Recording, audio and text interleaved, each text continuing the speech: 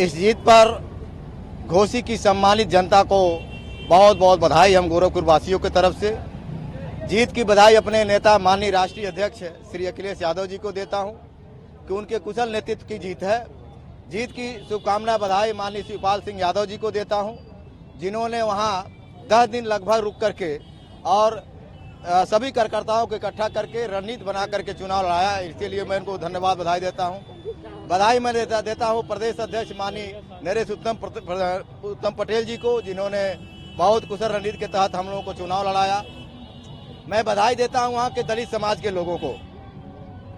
इस नाते इस बात को बधाई देता हूं कि माननीय वहां के जो दलित समाज के लोग हैं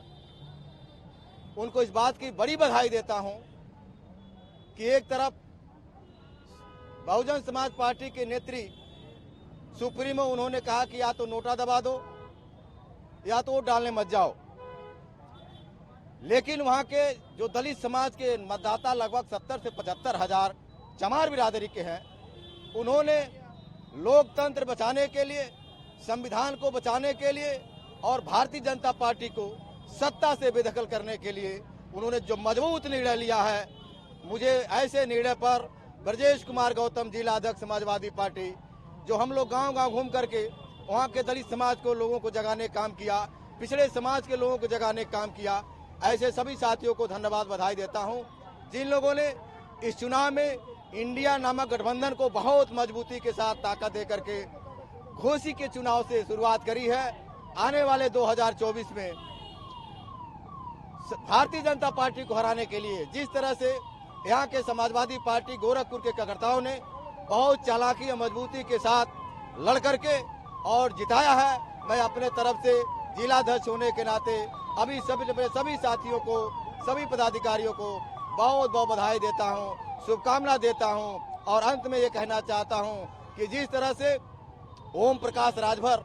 जो आए दिन गलत बयानबाजी करते थे, उन्होंने कहा कि अहिरों की बुद्धि 12 बजे के बाद खुलती है, ये उनके खिलाफ मुकदमा हो सकता है, लेकिन यादव समाज के लोगों को मैं बहुत धन्यवाद देता हूं कि उन लोगों के तरफ से किसी भी प्रकार की क्रिया प्रतिक्रिया नहीं हुई, बहुत धैर्यता से काम लिया और कुछ भी नहीं कहा उन्होंने। और इसी तरह से बड़बोले नेता कभी भी उनका बाप और बेटे यानी ओम प्रकाश राजभर और उनका बेटा अरविंद राजभर आए दिन कुछ न कुछ कहते रहते हैं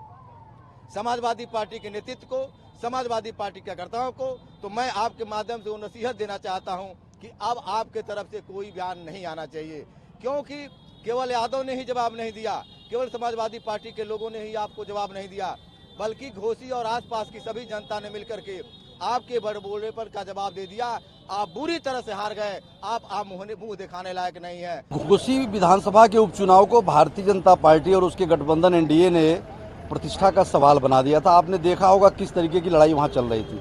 प्रदेश की सारी सरकार वहां जाके बैठ गई थी, उनके दो मुख्यमंत्री तो लगातार बैठे रहे और मुख्यमंत्री जी ने भी जाके वहां सभा किया और ऐसे अनर्गल प्रलाप किए जा रहे थे जैसे लग रहा था कि समाजवादी पार्टी की जमीन पर कोई हैसियत नहीं है। तमाम ऐसे शब्दों का इस्तेमाल किया गया, माननीय हमारे राष्ट्रीय अध्यक्ष के लिए इस्तेमाल किया गया।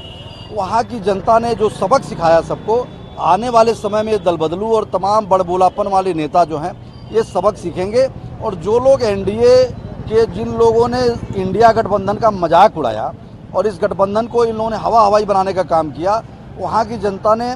20% का गैप रखा इंडिया और एनडीए में। 57% हमको मिला, 37% वोट उनको मिला। इस तरीके से आज इंडिया गठबंधन पूरे प्रदेश और देश में एक मैसेज दिया। और यही नहीं, पूरे देश में आपने देखा होगा 7 विधानसभाओं के चुनाव थे जिसमें इंडिया गठबंधन भारतीय जनता पार्टी के गठबंधन एनडीए में भारी रहा। तो